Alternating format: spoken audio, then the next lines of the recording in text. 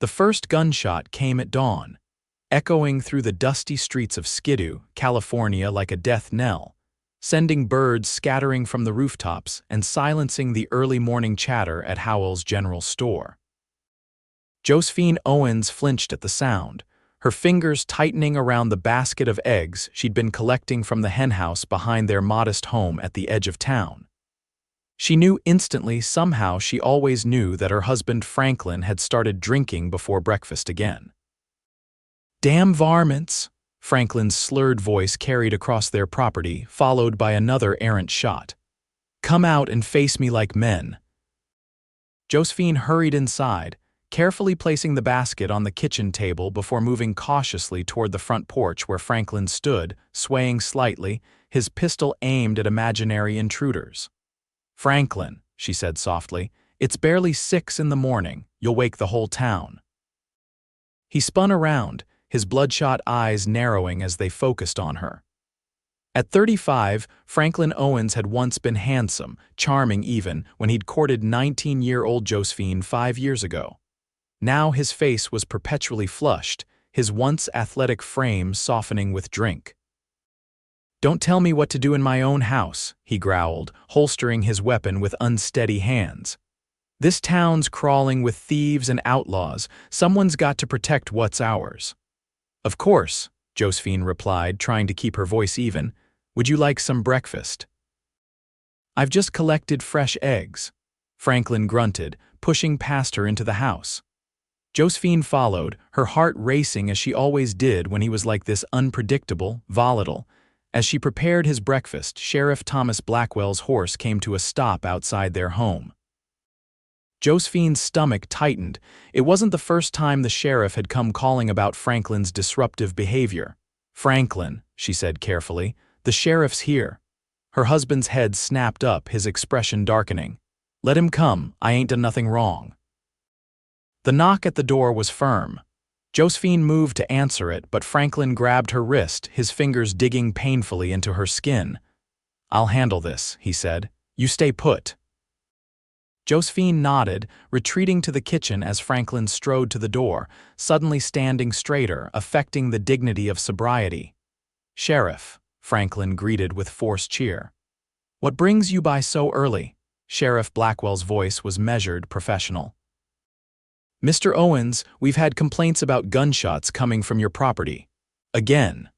"Just protecting my homestead from vermin," Franklin replied. "Man's got a right to defend his property." "Not before dawn, disturbing half the town," the sheriff countered. "This is the 3rd time this month, Franklin. People are starting to talk." "Let them talk," Franklin said dismissively. "They've got nothing better to do in this God-forsaken place." The conversation continued, their voices rising and falling, until finally the sheriff departed with a warning. When Franklin returned to the kitchen, his face was thunderous. Josephine kept her eyes on the eggs she was scrambling, willing her hands not to shake. "See what you did," Franklin accused, running to the sheriff like a coward. "I didn't," Josephine began. The plate she'd set on the table crashed against the wall, eggs and ceramic fragments scattering across the floor. "Don't lie to me," Franklin roared. "You've been turning this town against me since we got here. They all look at me like I'm some kind of animal." "Franklin, please," Josephine pleaded. "I've never said a word against you to anyone." Her husband advanced on her, backing her against the counter. "Clean up this mess," he hissed. "I'm going to the saloon." But it's not even 7, his hand connected with her cheek before she could finish, the impact sending her stumbling sideways. Pain bloomed across her face, hot and immediate. "I said I'm going to the saloon," Franklin repeated, his voice suddenly calm. "Have dinner ready by 6 and Josephine." He paused at the door.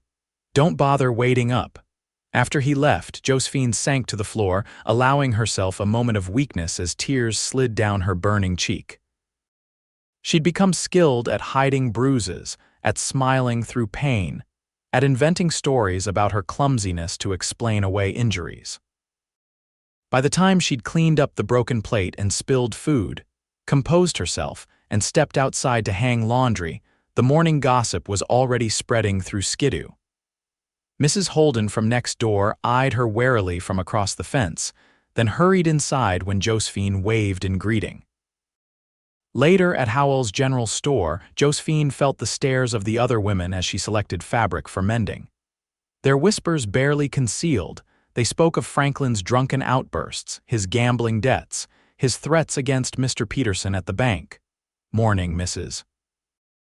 Owens," said George Howell, the storekeeper, his smile not quite reaching his eyes. "Will you be paying for that fabric today, or should I add it to Mr. Owens' account?" "The account, please," Josephine replied softly. Franklin controlled their money, doling out coins for household expenses while squandering the rest on whiskey and cards. "I'm afraid Mr. Owens' credit has reached its limit," George said, not unkindly but firmly. "Perhaps you could come back when you can pay directly." Heat crept up Josephine's neck as the whispers around her intensified. "Of course," she murmured, returning the fabric to its shelf. "I understand." She left the store with her head held high despite her humiliation, acutely aware of the eyes following her. It hadn't always been this way. When they'd first arrived in Skidoo 2 years ago, people had welcomed them warmly. Franklin had been offered a position at the silver mine, and Josephine had quickly made friends among the town's women. But as Franklin's drinking worsened, as his behavior became more erratic and violent, those friends had distanced themselves. Now, Josephine found herself increasingly isolated, bearing not only the burden of Franklin's cruelty, but also the town's judgment. She was halfway home when she heard someone calling her name. Turning, she saw Eliza Foster, the schoolteacher, hurrying toward her. "Josephine," Eliza said, slightly breathless. "I've been meaning to ask if you'd consider helping with the school's harvest celebration next month. We need someone with your baking skills for the cake auction." For a moment, Josephine was stunned by the simple kindness of inclusion. "I'd love to," she replied, her voice catching slightly. "Thank you for thinking of me." "Wonderful," Eliza smiled, squeezing her arm gently. "We'll talk details soon." It was a small gesture, but it buoyed Josephine's spirits as she continued home. Perhaps not everyone in town held her accountable for Franklin's misdeeds. That fragile hope shattered 3 days later when Franklin, drunk beyond reason after losing heavily at poker, stormed through town firing his revolver into the air, shouting obscenities, and threatening to burn down the saloon for cheating him. Sheriff Blackwell and 2 deputies finally subdued him, dragging him to the jailhouse where he'd sleep off his drink in a cell. The following morning, Josephine walked to the sheriff's office, enduring the hostile stares and muttered comments that followed her. Inside, Sheriff Blackwell regarded her with a mixture of pity and frustration. "Mrs. Owens," he began, "this can't continue. Your husband endangered half the town last night." "I understand," she said quietly. "How much is his fine?" $20 plus another 10 for damages to the saloon. Josephine's heart sank. She didn't have $30, she barely had 3. "May I speak with him?" the sheriff nodded, leading her to the cells at the back. Franklin sat on a narrow cot, his head in his hands, looking smaller somehow. When he looked up at Josephine, his eyes were red-rimmed, his face haggard. "Come to gloat?" he asked bitterly. "To bring you home," she answered. "Sheriff, could we have a moment?" Once they were alone, Franklin's demeanor changed instantly. "You better have brought money to get me out of here," he growled. "We don't have $30, Franklin," Josephine said. "I could ask Reverend Mills if the church—" "Absolutely not," Franklin hissed, rising to grip the bars between them. "I won't have you begging from that sanctimonious old fool. This is your fault, you know. If you were a proper wife, I wouldn't need to find comfort elsewhere." Josephine stepped back, her chest tight with familiar hurt. "What would you have me do?" Franklin's eyes narrowed calculatingly. "The silver pocket watch my father left me, in the dresser drawer, pawn it at Finch's shop. It should cover the fine." The watch was indeed valuable, the only thing of worth Franklin had inherited. Josephine nodded, turning to leave. "And Josephine," Franklin called after her, "don't even think about running off while I'm in here. You're mine, remember? Till death do us part." The threat in his words was unmistakable, sending a chill down her spine as she left the jailhouse. At Finch's pawn shop, Mr. Finch examined the watch carefully before looking at Josephine with thinly veiled contempt. "This will cover the $30, he said gruffly. "Though I'm not sure why I should help that husband of yours after the way he threatened my nephew at the saloon." "Please, Mr. Finch," Josephine said. "I just want to take him home." The pawnbroker grunted, counting out the money. "You know, Mrs. Owens, there's talk around town, talk that says maybe you encourage his behavior, that maybe you like the attention his outbursts bring." Josephine stared at him, shocked by the cruelty of such an accusation. "That's not true," she whispered. "Where there's smoke, there's fire," Mr. Finch replied with a shrug. "A man doesn't act that way unless his home life drives him to it. That's what folks are saying." She left the shop with the money clutched in her hand and tears burning behind her eyes. Is that what people truly thought? That she somehow deserved Franklin's abuse? That she provoked it? The whispers followed her back to the jailhouse, where she paid Franklin's fine and walked beside him as he was released, his hand gripping her elbow too tightly as they made their way home. That night, after Franklin had fallen into a drunken sleep, Josephine lay awake, her body aching from his gratitude for securing his release. She stared at the ceiling, wondering how her life had come to this.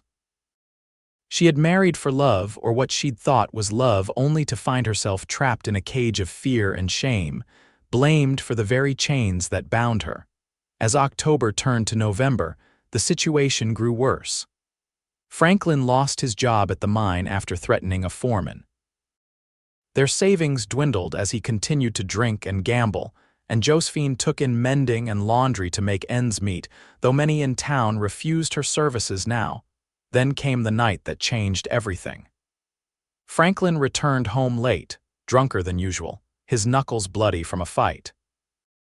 Josephine had been dozing in a chair, waiting up despite his usual admonitions not to, concerned by the worsening winter weather.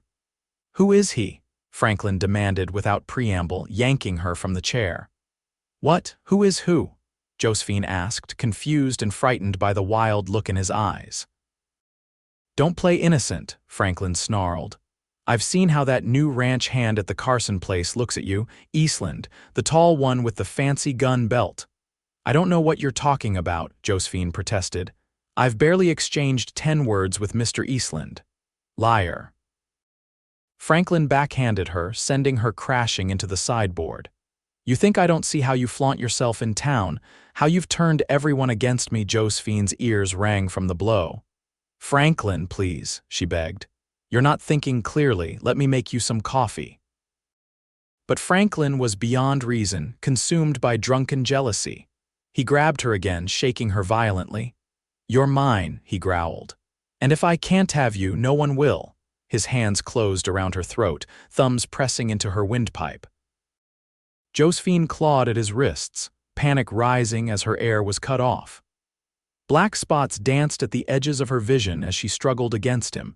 In desperation, her hand found a heavy candlestick on the sideboard.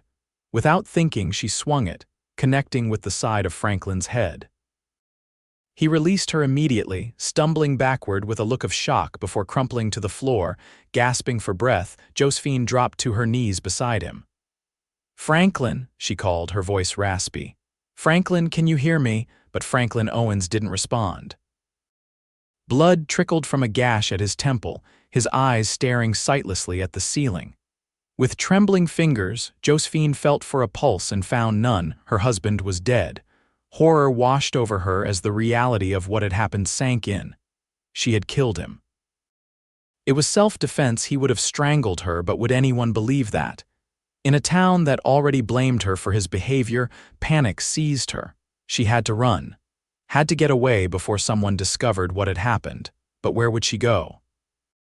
How would she survive the bitter winter that had descended on the Sierra Nevada foothills? As dawn approached, Josephine made her decision.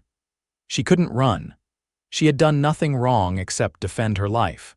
She would face whatever came, trust in the truth, in justice. With shaking hands, she wrapped herself in a shawl and walked through the pre-dawn darkness to Sheriff Blackwell's home. When he answered her knock, taking in her bruised face and haunted eyes, she spoke the words that would seal her fate in Skidoo. "Sheriff, I need to report a death. My husband's." The trial that followed was mercifully brief but brutally public. Every detail of the Owens marriage was exposed, examined, judged. Despite the visible bruises on her throat, despite her consistent testimony that she had acted in self-defense, the whispers around town painted a different picture. She drove him to drink, they said. A proper wife knows how to calm her husband. She had her eye on that Eastland fellow from the Carson Ranch. Even the evidence of Franklin's years of abuse was twisted into an indictment of Josephine. Why hadn't she left sooner? Why hadn't she sought help? She must have enjoyed playing the victim, they reasoned, or perhaps she provoked him deliberately. The only mercy came when the circuit judge, an older man named Harris who had seen similar cases before, ruled the death justifiable homicide. Josephine was legally free but socially condemned. After the verdict, she returned to the home she had shared with Franklin, now eerily quiet without his volatile presence. She had no family to turn to, nowhere else to go. With winter settling in, leaving Skidoo wasn't an option. She would have to endure the town's judgment until spring at least. The days that followed were a special kind of torture. Shopkeepers refused to serve her or charged her exorbitant prices. Women crossed to the other side of the street when they saw her coming. Children threw stones at her windows, calling her killer and witch when their parents weren't listening and sometimes when they were. Reverend Mills tried to intervene on her behalf, reminding his congregation about Christian charity and forgiveness, but his words fell on deaf ears. Josephine was the convenient villain, the embodiment of all that proper society found threatening. A woman who had defied her husband's authority, even if that defiance had been her only path to survival. By December, Josephine was nearly destitute.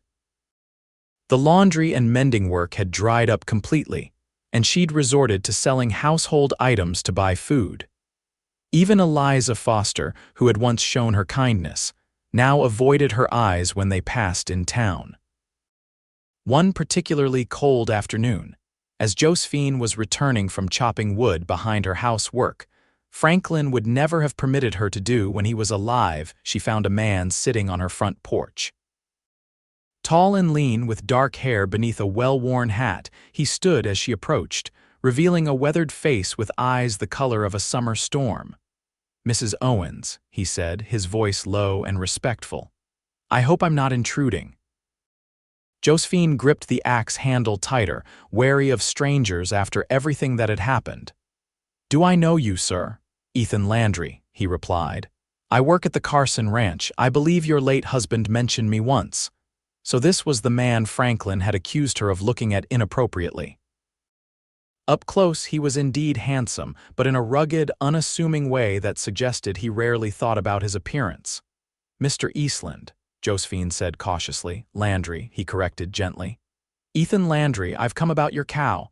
Josephine blinked in confusion. "My cow?" "The one you're selling," Ethan said. "There's a notice at the general store." Josephine shook her head. "I'm not selling a cow, Mr. Landry. I don't even own one." Now it was Ethan's turn to look confused. "The notice has your name on it. Says you're selling a dairy cow cheap because you're leaving town." A cold feeling settled in Josephine's stomach. Someone in town was playing a cruel joke, sending strangers to her door on false pretenses.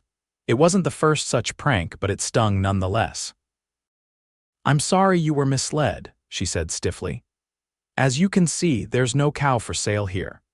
Ethan studied her for a moment, his gaze taking in her thin frame, the shadows under her eyes, the way she held herself as if expecting a blow. Understanding dawned in his expression. "Someone's idea of a joke, I reckon," he said quietly, "not a very kind one." "People in Skidoo have their own ideas about kindness," Josephine replied, unable to keep the bitterness from her voice. Ethan nodded slowly. "I've heard the talk," he admitted. "Doesn't seem right, the way folks are treating you." His simple acknowledgement of the injustice she faced nearly undid her.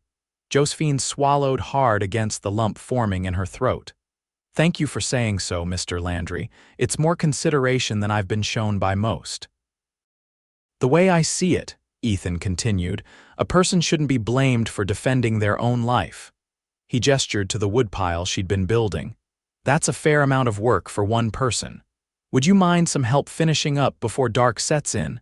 Josephine was taken aback by the offer. "I couldn't ask you to, you're not asking," Ethan interrupted. "I'm offering, and I've got some time before I need to head back to the ranch." Against her better judgment, Josephine found herself nodding, "If you're sure." They worked in companionable silence, Josephine splitting smaller logs while Ethan tackled the larger ones with practiced ease.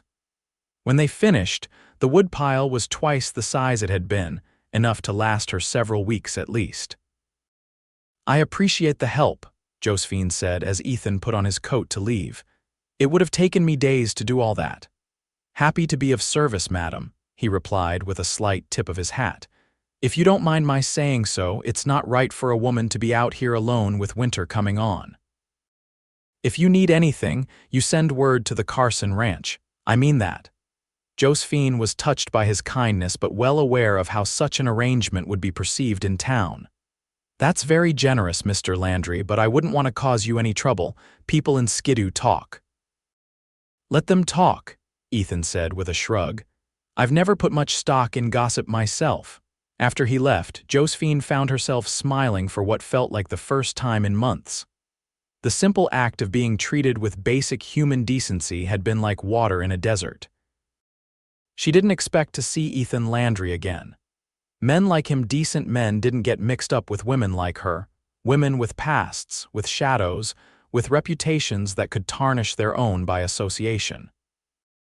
So she was surprised when, 3 days later, he appeared at her door with a burlap sack containing potatoes, salt pork, coffee, and flour. "Mr. Carson sent these," he said when she opened the door. "Said he heard you might be running low on supplies." Josephine knew immediately that this was a fiction. James Carson was one of the most prominent men in the county, not someone who concerned himself with the welfare of disgraced widows. "Mr. Landry," she began carefully. "I can't accept, it's already paid for," Ethan interrupted firmly. "And if you don't take it, I'll have to haul it all the way back to the ranch and explain to Mr. Carson why his generosity was refused." They both knew he was lying, but there was such kindness in the deception that Josephine found herself accepting the sack with murmured thanks. "I noticed your roof has a leak over the east side," Ethan continued, as if delivering food to social outcasts was the most natural thing in the world. "I could take a look at it if you'd like." "Why are you doing this?" Josephine asked abruptly. "You don't know me." "You certainly don't owe me anything." Ethan was quiet for a moment, considering her question. "My mother," he said finally. "She was in a situation similar to yours once. Different town, different circumstances, but the same judgment, the same cruelty disguised as righteousness. No one helped her." He met Josephine's gaze directly. "I swore I'd never stand by watching someone suffer that kind of injustice if I could do something about it." His honesty disarmed her. "I'm sorry about your mother," she said softly. "She survived," Ethan replied. "Just like you're surviving."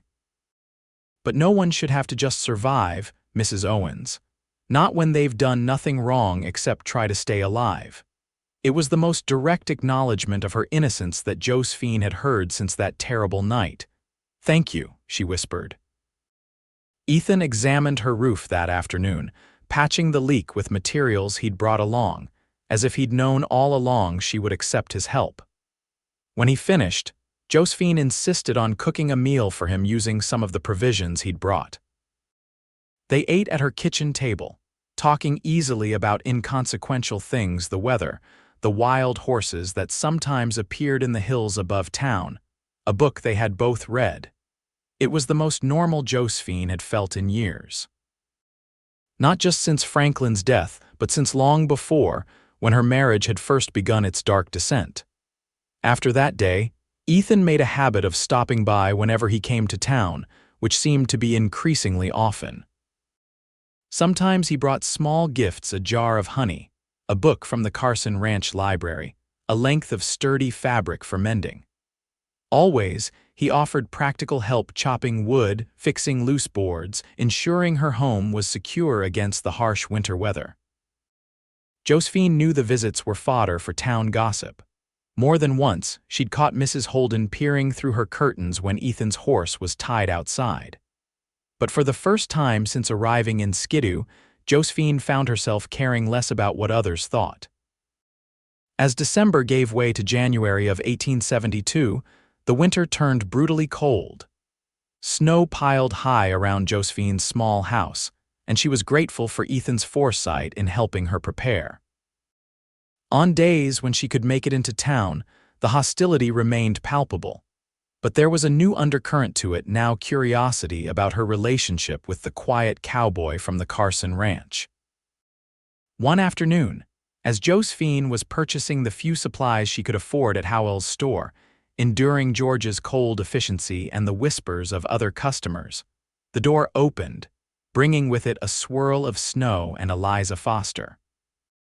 The schoolteacher paused when she saw Josephine, then, instead of avoiding her as had become her habit, approached directly.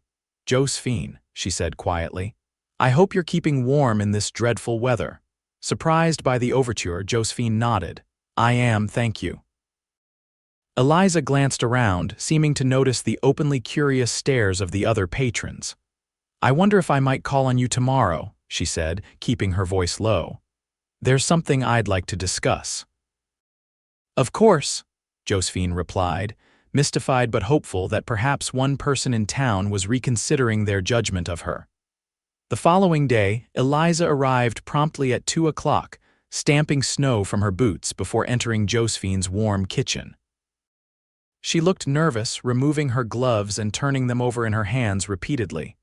"Would you like some tea?" Josephine offered. "Yes, thank you," Eliza said, then blurted, "I owe you an apology." Josephine paused in the act of filling the kettle. "An apology?" "For believing the worst of you," Eliza explained, color rising in her cheeks. "For letting fear of what others might say keep me from showing you the Christian charity you deserved. It was wrong of me, and I'm ashamed." Josephine set the kettle on the stove, moved by the unexpected contrition. "What changed your mind, Mr. Landry?" Eliza admitted. "He came to the school yesterday to fix a broken window. Some of the children were repeating things they'd heard at home about you. Cruel things." He spoke up, firmly but kindly, telling them that gossip hurts real people and that you had suffered enough without bearing the burden of lies as well. Warmth bloomed in Josephine's chest at the thought of Ethan defending her to the children. "He said something that struck me deeply," Eliza continued. "His evil isn't yours to carry," he told them. "Remember that before you judge someone for the sins committed against them." It made me realize I'd been doing exactly that, holding you responsible for the harm your husband did, both to you and to this town. Josephine's eyes filled with tears. "Thank you for telling me this," she said softly. Eliza reached across the table to squeeze her hand. "I can't change how everyone in town feels, but I want you to know you have a friend in me now if you'll have one." "I would like that very much," Josephine replied, her voice thick with emotion. After Eliza left, Josephine found herself looking out the window repeatedly, hoping to see Ethan's familiar figure making his way through the snow. She needed to thank him for his words, for standing up for her when no one else would, but 3 days passed with no sign of him, which was unusual. Then a week. Josephine tried to quell her worry, telling herself he was likely busy at the ranch, or perhaps the heavy snow had made travel difficult. When the door finally rattled with a knock 10 days after Eliza's visit, Josephine rushed to open it, only to find Sheriff Blackwell standing there instead of Ethan. "Mrs. Owens," the sheriff said, his expression grim. "May I come in?" Fear clutched at Josephine's heart. "What's happened?" "It's best if we talk inside," Sheriff Blackwell insisted. Once seated at her kitchen table, the sheriff removed his hat, turning it in his hands much as Eliza had done with her gloves. "There's been an incident at the Carson Ranch," he began. Mr. Landry was bringing some cattle down from the high pasture when he was caught in an avalanche. They found him yesterday. The world seemed to tilt beneath Josephine. Is he? He's alive, Sheriff Blackwell assured her quickly, but badly injured. They've taken him to Doc Wilson's place in town. Relief flooded through Josephine, followed immediately by fresh concern. How bad is it? Broken leg, some broken ribs exposure, the sheriff listed. Doc says he'll recover with time and proper care. Thank God, Josephine whispered. Sheriff Blackwell studied her for a moment. Mrs. Owens, I should tell you that when they found him, half frozen and in considerable pain, he was asking for you. Seemed quite concerned about your welfare with him unable to check on you. Josephine felt heat rising in her cheeks. We've become friends, she said simply. So I gathered, the sheriff replied, his tone neutral. I thought you should know about his condition given that friendship. He stood, replacing his hat. Good day, Mrs. Owens. As soon as the sheriff left, Josephine began gathering her warmest cloak and boots. The thought of Ethan lying injured, asking for her, overrode any concerns about how her appearance at his bedside might be perceived. The snow had stopped temporarily, making the walk into town difficult but manageable. As Josephine approached Doc Wilson's house at the end of Main Street, she steeled herself for the disapproval she was likely to face. The doctor's wife, Martha Wilson, opened the door at Josephine's knock, her eyebrows rising in surprise. Mrs. Owens, she said coolly, what brings you here? I've come to see Mr. Landry, Josephine replied, trying to keep her voice steady. Sheriff Blackwell told me he was injured. Martha's lips pressed into a thin line. Mr. Landry is resting. He's not in any condition for visitors. Please, Josephine said, fighting back tears. He's been a friend to me when no one else would. I just want to make sure he's all right. Something in Josephine's plea must have reached the older woman, because after a moment, Martha's expression softened slightly. 5 minutes, she relented, stepping aside to let Josephine enter. He needs his rest. Josephine was led to a small room at the back of the house where Ethan lay on a narrow bed, his right leg splinted and elevated, bandages visible beneath the blanket covering his chest. His face was pale, with a purple bruise spreading across one cheekbone, but his eyes brightened when he saw her. Josephine, he said, his voice weak but warm, you came. Martha cleared her throat pointedly. 5 minutes, she reminded Josephine before leaving them alone. Josephine moved to Ethan's bedside, fighting the urge to take his hand. The sheriff told me what happened. I was so worried. I'm sorry I couldn't come by, Ethan said. I promised I'd help you through the winter and here I am, laid up like an invalid. Don't you dare apologize, Josephine scolded gently. You nearly died. A ghost of a smile crossed Ethan's face. Takes more than a little snow to finish me off. That little snow broke your leg and your ribs, Josephine pointed out. You need to focus on getting well. I will, Ethan promised, but I've been thinking about you out there alone with the worst of winter still ahead. Before Josephine could respond, Martha Wilson returned, clearly having been counting the minutes. That's enough for today, she announced. Mr. Landry needs his rest. Josephine nodded, understanding she couldn't push her welcome. I'll come back tomorrow if that's all right, she said to Ethan. I'd like that, he replied, his eyes already beginning to close with exhaustion. As Martha showed Josephine out, she spoke in a low voice. Mrs. Owens, I should warn you that there's talk in town about your friendship with Mr. Landry. People are saying unkind things. People have been saying unkind things about me for months, Josephine replied with quiet dignity. I won't abandon a friend because of gossip. True to her word, Josephine returned the next day and the day after that, bringing books to read aloud and small treats she'd baked with her dwindling supplies. Each visit was carefully monitored by Martha Wilson, who gradually seemed to soften toward Josephine as she observed her genuine concern for Ethan's recovery. 2 weeks into Ethan's convalescence, Josephine arrived to find him sitting up in bed, looking stronger than she'd seen him since the accident. The doctor says I can be moved to the ranch by the end of the week, Ethan informed her. Mr. Carson's sending a wagon with a mattress in the back, so the ride won't be too jarring. Josephine felt a pang at the news, though she knew it was selfish. Of course, Ethan should return to the ranch where he had proper accommodations and colleagues to help with his recovery. But his departure from town would mean she'd rarely see him, especially with the difficult winter travel. "That's wonderful news," she said, forcing enthusiasm into her voice. "You must be eager to get back to your own quarters." Ethan studied her face carefully. "Josephine," he said quietly, "there's something I need to ask you." Her heart quickened at his serious tone. "What is it?" "I've been thinking," Ethan began, but was interrupted by the door opening to admit James Carson himself, the ranch owner's imposing figure filling the small room. "Landry," Carson greeted, then noticed Josephine. His expression cooled noticeably. "Mrs. Owens." Josephine stood quickly. "Mr. Carson, I was just leaving." "No need to rush off on my account," Carson said, though his tone suggested otherwise.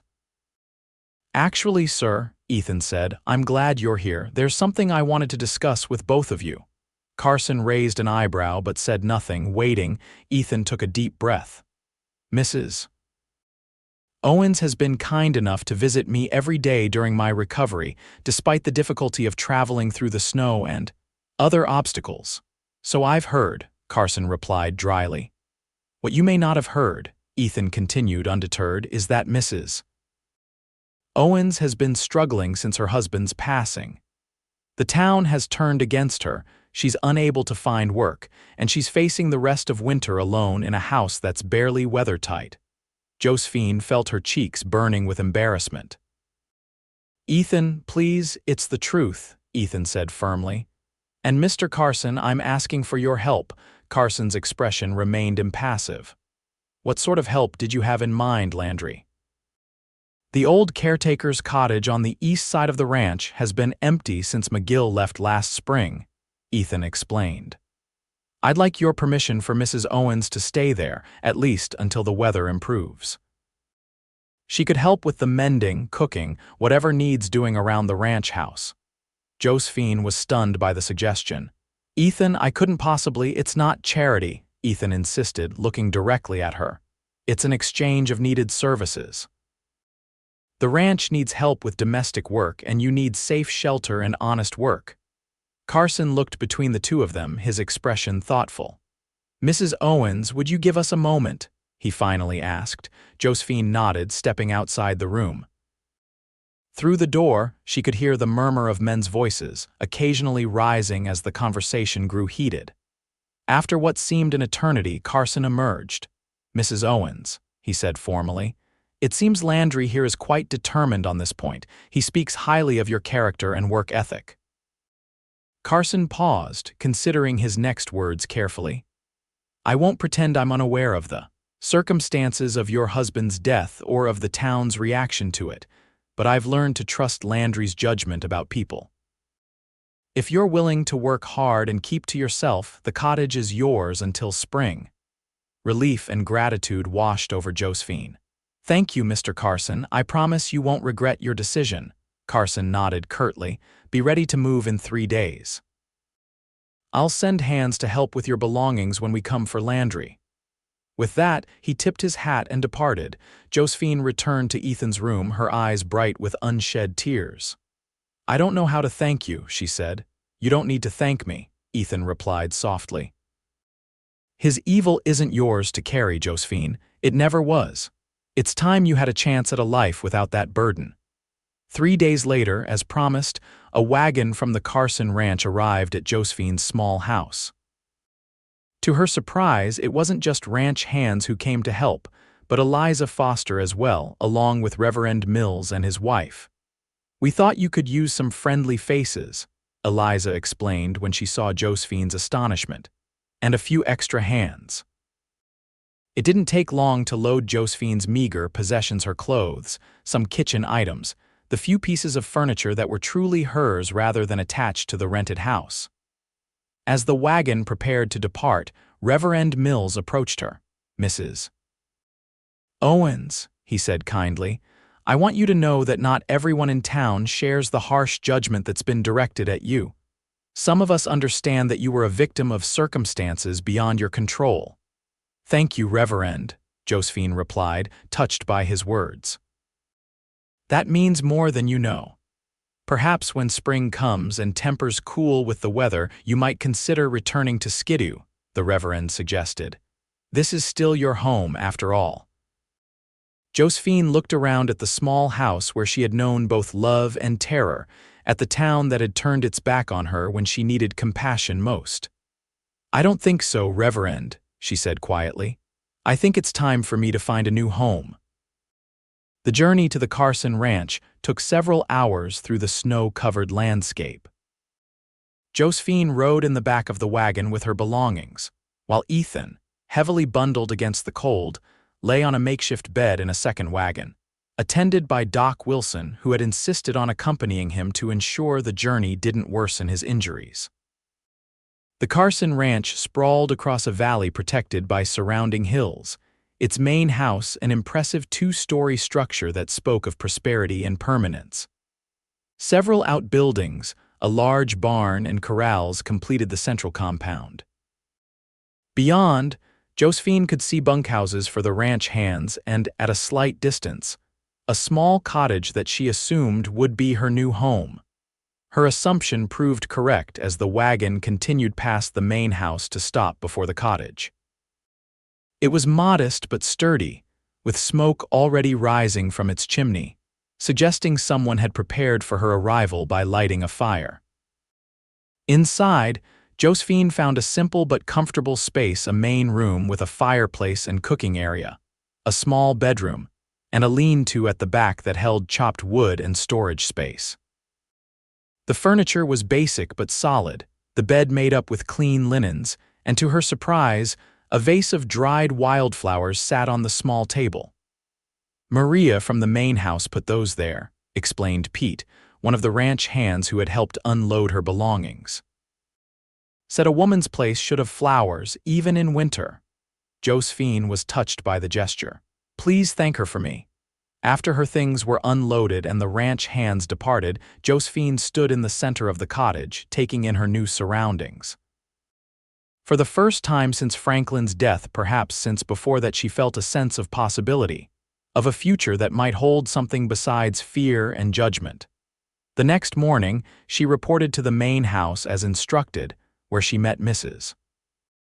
Carson, a practical, no-nonsense woman who quickly set Josephine to work mending linens and helping with the preparation of meals for the ranch hands. The work was honest and straightforward, a welcome change from the strained interactions she'd endured in town. For the first week, Josephine saw little of Ethan, who was confined to his quarters in the ranch house while his injuries healed. But she heard about his progress from Maria, the Carsons' cook, who had taken a liking to Josephine and often shared ranch gossip while they worked together in the kitchen. "Mr. Landry, he asks about you every day," Maria informed her with a knowing smile. "Wanting to know if you settled in good, if you have everything you need." Josephine felt warmth spreading through her at the thought. "He's been very kind to me," she said carefully. Maria's smile widened. "Kind, yes, and maybe more, no.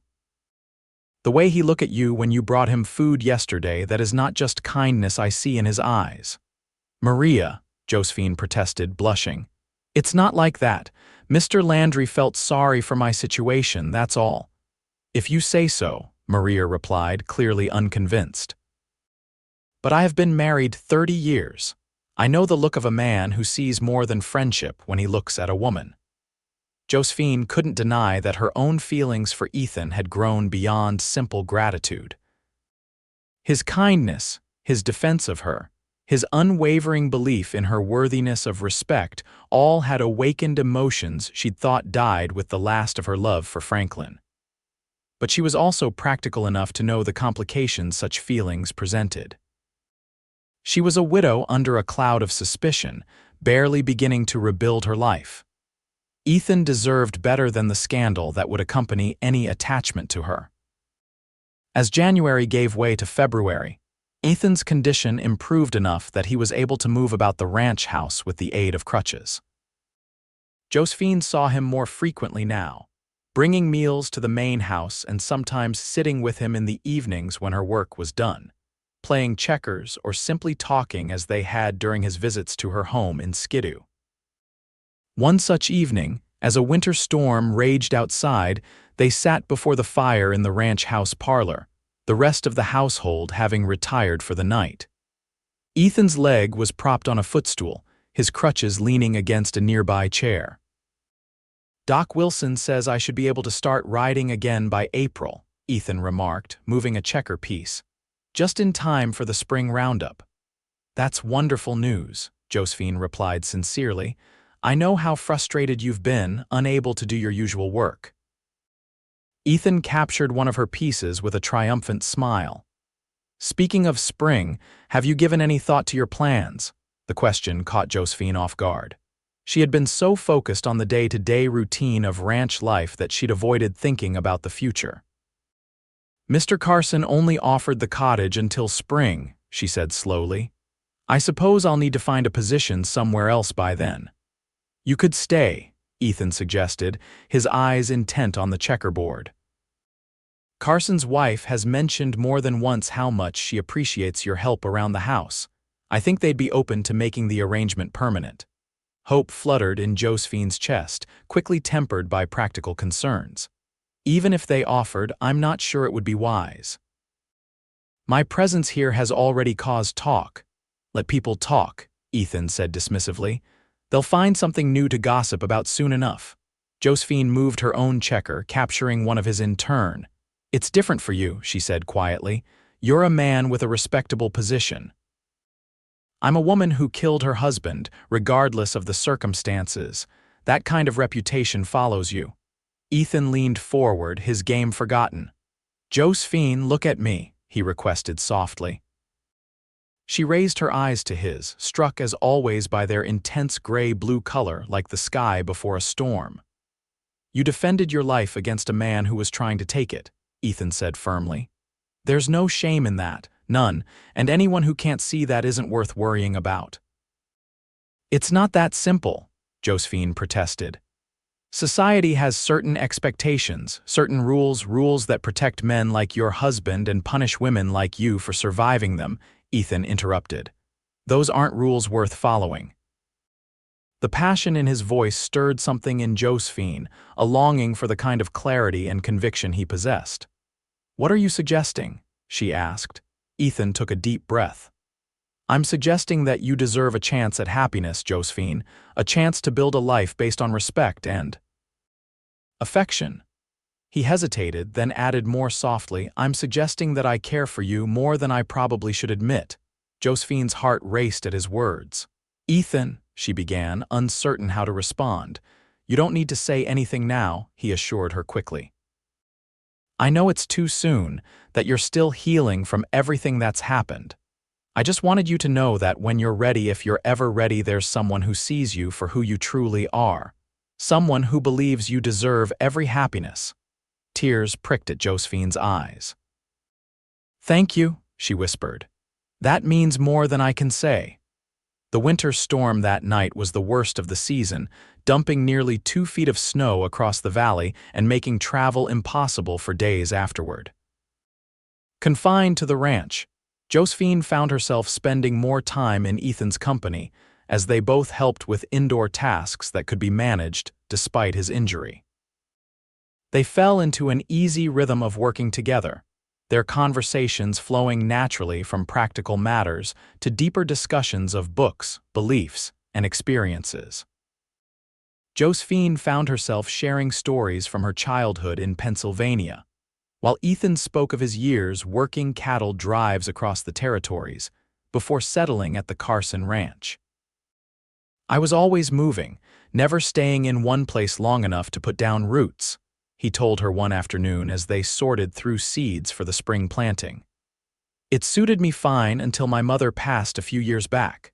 After that, I started thinking maybe it was time to find a place to belong." "And that place was here?" Josephine asked. Ethan nodded. "Carson's a fair employer, the work suits me, and the country around here gets in your blood after a while, but I'll admit, until recently, I still felt like something was missing." The way his eyes held hers as he spoke left little doubt about what, or rather, who had filled that missing piece for him. Josephine felt both thrilled and terrified by the implications. As March arrived, bringing hints of the spring to come, Ethan's recovery progressed to the point where he could walk short distances without crutches. Josephine, meanwhile, had become an integral part of the ranch's domestic operations, earning Mrs. Carson's approval and the respect of the other workers. One unusually mild afternoon, Ethan suggested they take a short walk to a nearby hill that offered views of the entire valley. "Doc says I need to build my strength back gradually," he explained, "and I've been cooped up inside for too long." Josephine agreed readily, eager herself for fresh air and exercise after the confines of winter. They walked slowly, Ethan still favoring his injured leg but managing without support.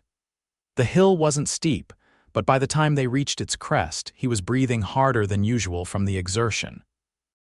"Worth it, though," he said, gesturing at the panorama before them. The Carson Ranch spread out below, its buildings looking like toys from this distance. Beyond, the valley stretched toward the mountains, patches of snow still clinging to shadowed areas but retreating in the face of the strengthening sun. "It's beautiful," Josephine agreed, drinking in the sight. They stood in companionable silence for a while until Ethan spoke, his voice thoughtful. "I've been thinking about what comes next, now that spring is nearly here."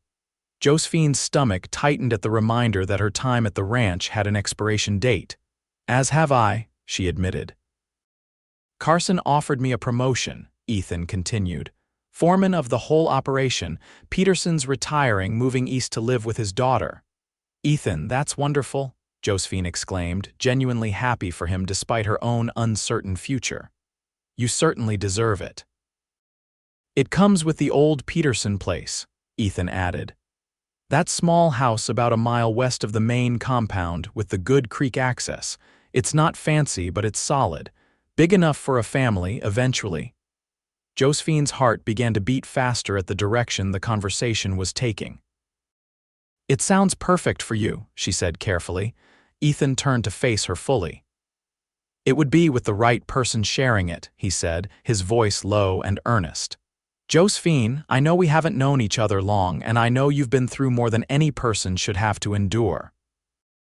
I understand if you need more time or if your answer is no, but I have to ask." He took a deep breath. "Would you consider becoming my wife?" Although part of her had anticipated this moment, Josephine still found herself speechless with surprise. "Ethan," she finally managed, "are you certain?" "There would be talk, disapproval.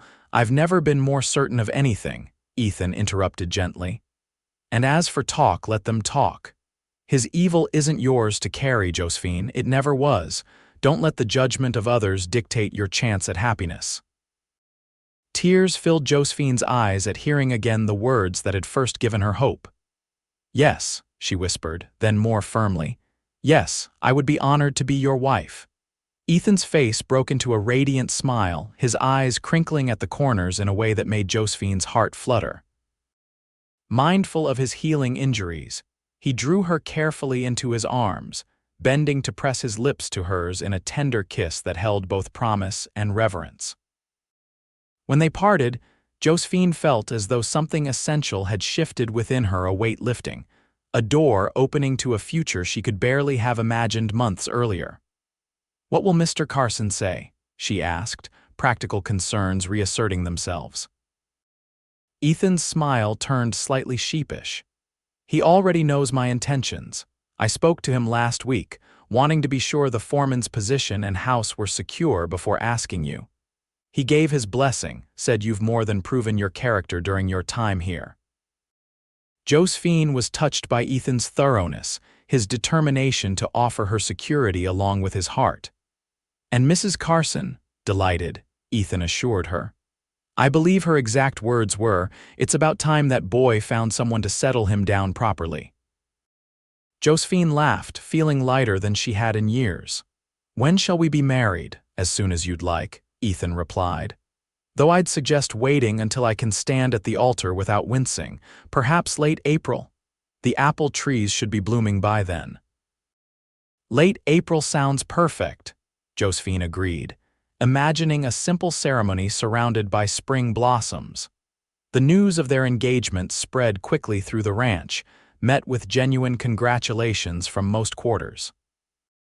Maria was particularly effusive, claiming she had predicted this outcome from the beginning. "Did I not tell you?" she asked Josephine triumphantly. "The way he looked at you, that is love," I said. Even in Skidoo, the announcement was received with mixed but generally positive reactions. Eliza Foster made the journey to the Carson Ranch specifically to offer her congratulations, bringing with her a quilt she'd made as a wedding gift. "The children miss you," she told Josephine. "They ask when you'll come visit. I've been trying to help them understand what happened." To see beyond the gossip. "Thank you for that," Josephine said sincerely. "Perhaps someday, when memories have faded a bit more, we can visit." As April unfolded, Josephine and Ethan began preparing the foreman's house for their occupation after the wedding.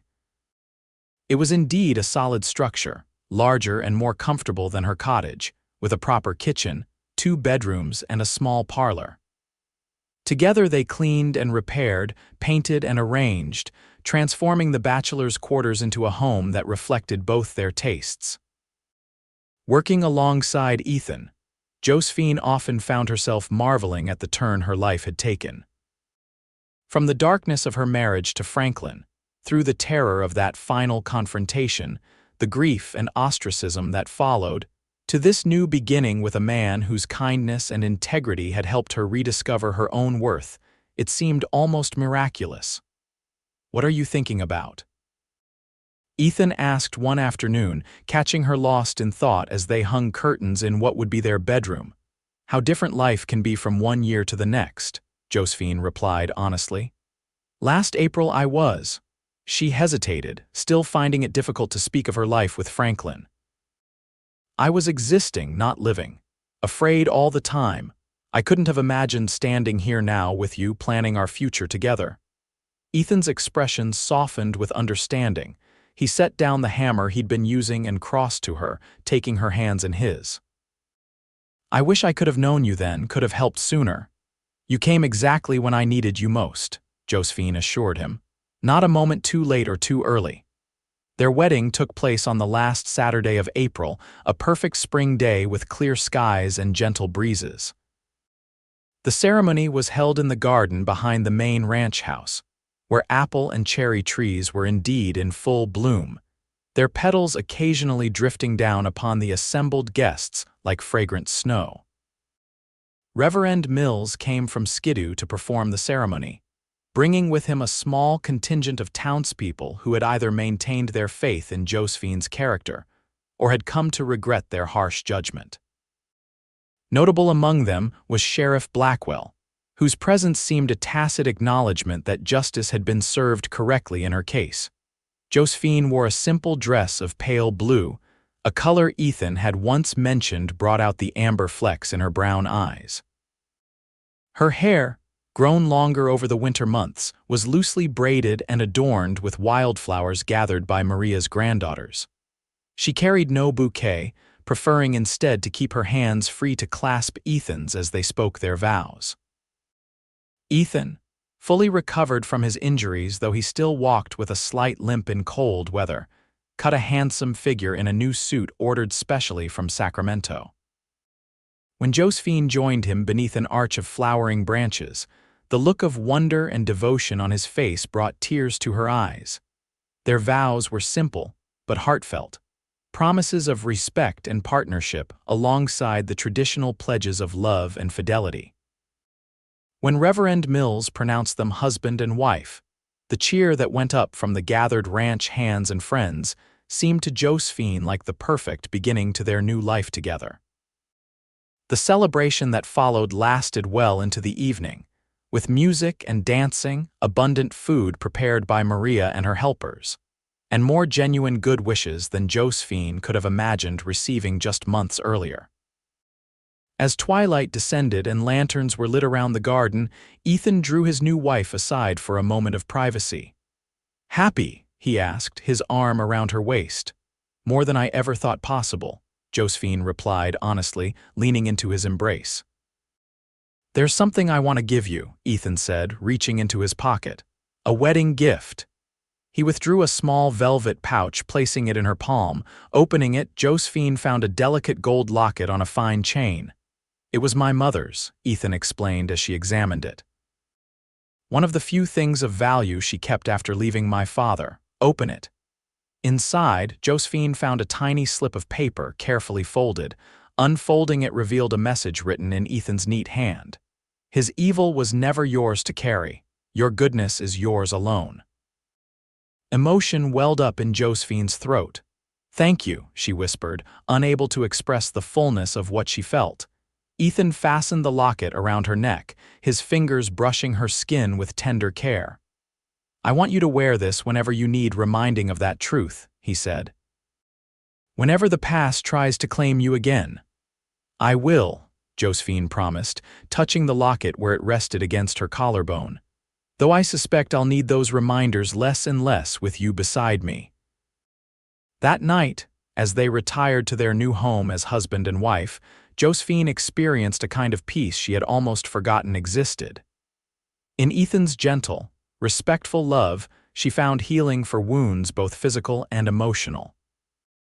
His patience and understanding as they navigated the intimacy of marriage helped her reclaim parts of herself that fear and abuse had locked away. Spring gave way to summer, and summer to fall.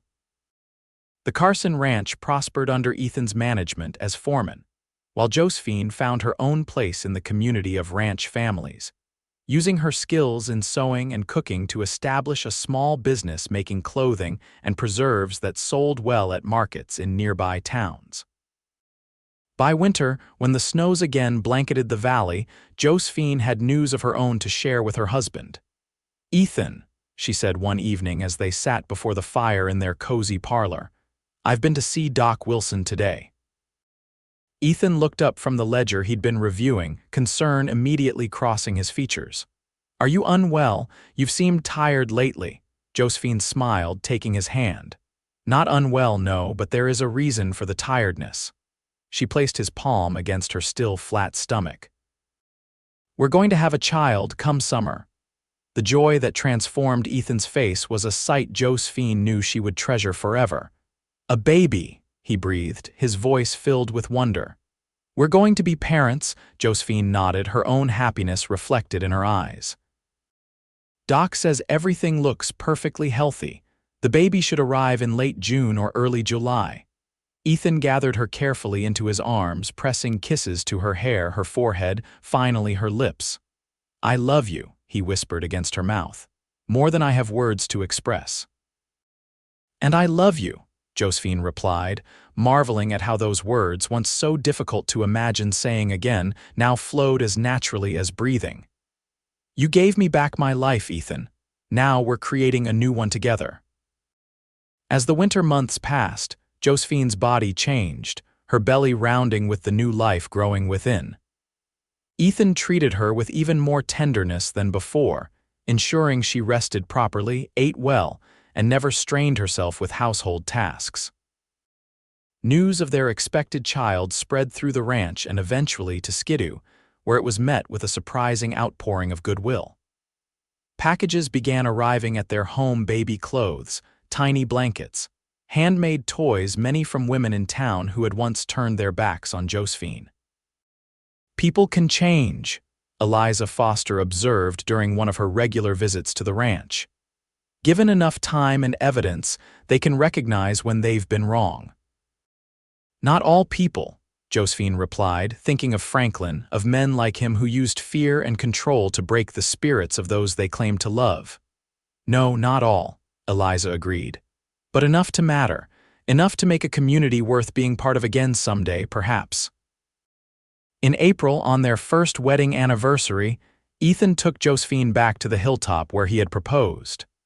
Now 6 months pregnant, she climbed more slowly, but the view was just as breathtaking when they reached the summit.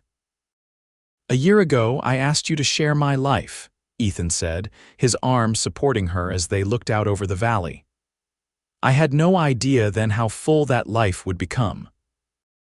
Josephine leaned into his strength, her hand resting on her rounded belly where their child occasionally made its presence known with vigorous kicks. "Nor did I," she admitted. "I was still afraid then, still half expecting happiness to be snatched away." "And now?" Ethan asked. "Now I understand that while happiness isn't guaranteed, fear doesn't have to rule," Josephine replied thoughtfully.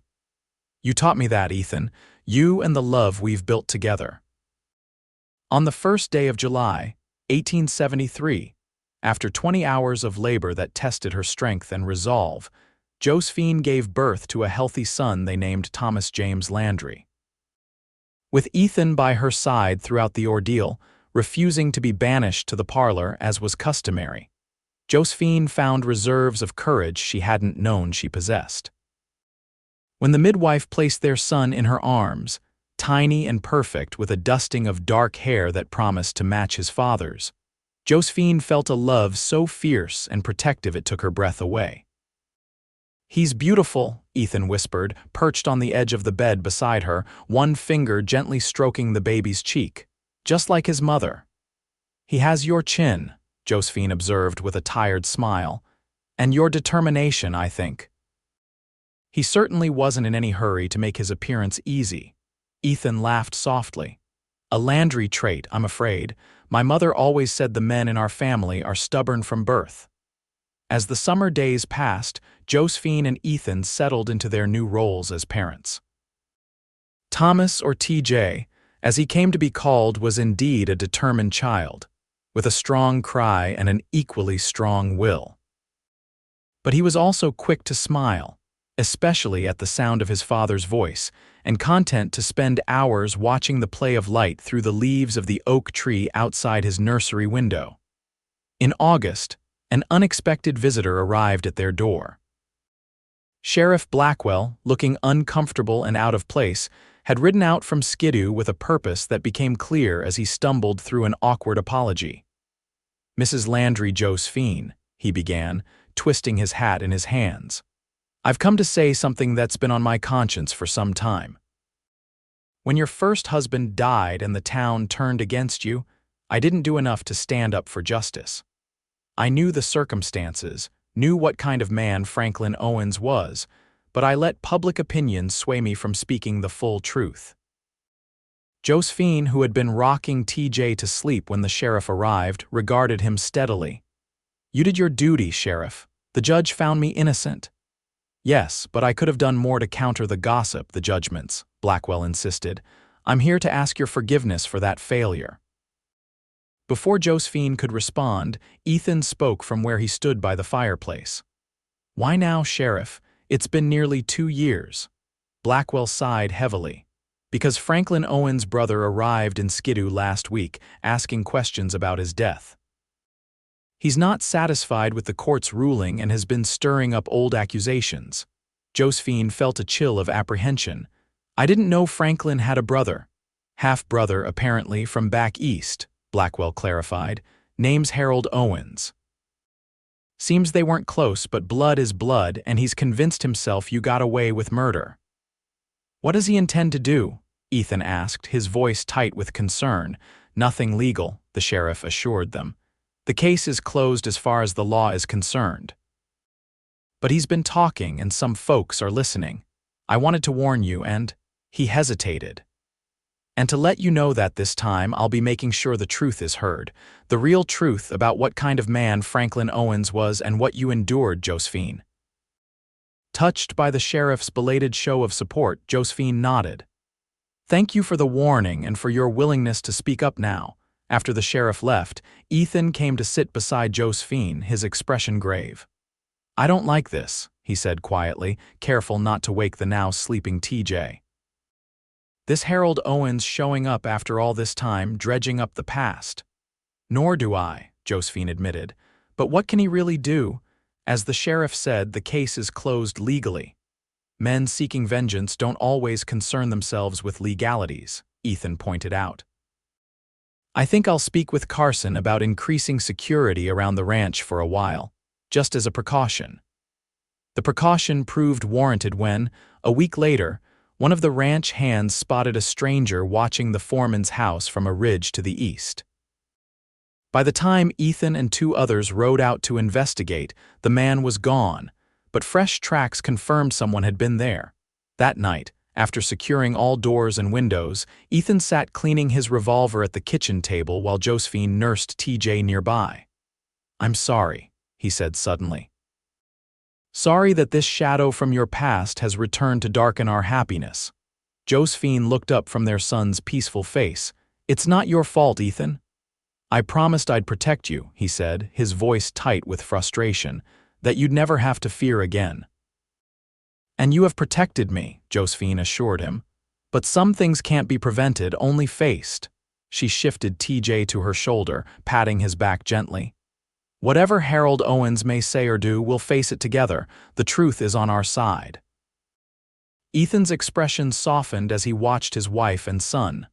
"Together," he agreed. "Always." The confrontation, when it came, was not what either of them expected. 3 days later, as Josephine was hanging laundry in the yard while TJ napped inside under Maria's watchful eye, a man on horseback approached the house. Middle-aged, with thinning hair and a pinched expression, he bore enough resemblance to Franklin that Josephine knew immediately who he must be. "Mrs. Owens," he called as he dismounted. "Or I suppose it's Mrs. Landry now. How convenient for you." Josephine straightened, fighting the instinct to run inside. "Mr. Owens, I presume," she replied, keeping her voice steady. "What brings you to our home?" Harold Owens' face twisted with contempt. "Justice for my brother whom you murdered in cold blood." "Your brother tried to kill me," Josephine said simply. "The court recognized my actions as self-defense. I'm sorry for your loss, but I won't apologize for defending my life." "A pretty story," Harold sneered. "One you've clearly convinced others to believe, but I knew my brother. He was a good man before he met you." Josephine thought of the charming, attentive man Franklin had been during their courtship, how rapidly that facade had fallen away once they were married. "Perhaps you knew a different side of him than I did," she suggested diplomatically. "I know he wouldn't have raised a hand to a woman without cause," Harold insisted, his voice rising. "What did you do to provoke him that night? Who was the man you were seeing behind his back?" Before Josephine could respond, the door to the house opened and Ethan emerged, his expression cold, his hand resting near but not on his holstered revolver. "Mr. Owens," he said evenly, "I believe you're trespassing on Carson property." Harold's gaze shifted to Ethan, narrowing with recognition. "So you're the one," he said accusingly. "The reason my brother is dead." "Your brother is dead because he chose violence over decency," Ethan replied, moving to stand beside Josephine. "If you've come here looking for trouble, you'll find more than you bargained for." For a tense moment, the three of them stood frozen in a tableau of confrontation. Then, unexpectedly, the sound of a baby's cry broke the silence as TJ awoke from his nap. Something in Harold's expression shifted at the sound, surprise, perhaps, or a realization that the situation was more complex than he had imagined. "You have a child?" he asked, his tone less hostile. "A son," Josephine confirmed. 3 months old." Harold seemed to deflate slightly, as if the reality of this new life had punctured his righteous anger. "Franklin always wanted children," he said, more to himself than to them. "Said it was you who couldn't have them." "That wasn't true," Josephine said quietly. "Like many things he told people about me." From inside, Maria called that TJ was becoming fussy. Josephine glanced at Ethan, who nodded slightly. "I need to tend to my son," she told Harold. "Whatever you came here to do or say, I hope you'll reconsider. The past can't be changed, Mr. Owens." "Franklin made his choices, as did I. We all have to live with the consequences." She turned and walked into the house, her heart pounding but her steps steady. Through the window, she watched as Ethan and Harold continued to speak, their conversation seemingly less confrontational now. After several minutes, Harold mounted his horse and rode away, while Ethan remained watching until he was out of sight before returning inside. "What did he say?" Josephine asked, cradling TJ against her shoulder. He asked questions about Franklin's last days, about the trial, Ethan replied. I answered truthfully. I think he came here expecting to find a cold-blooded murderer, not a mother with a young baby and a history of abuse at his brother's hands. Do you think he'll cause more trouble? Josephine worried. Ethan considered for a moment. No, he said finally. I think he came seeking vengeance but found something that complicated his simple view of events. He said he's leaving for San Francisco tomorrow, that there's nothing for him in Skidoo now. True to Ethan's assessment, they heard nothing more from Harold Owens.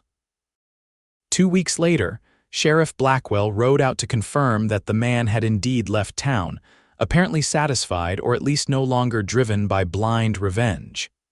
He spoke with several people in town before he left, the sheriff informed them, including Reverend Mills and Doc Wilson, who both gave him honest accounts of Franklin's behavior and your situation, Josephine.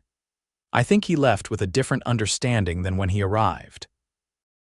As summer turned to fall and fall to winter, life at the Carson Ranch returned to its peaceful rhythm.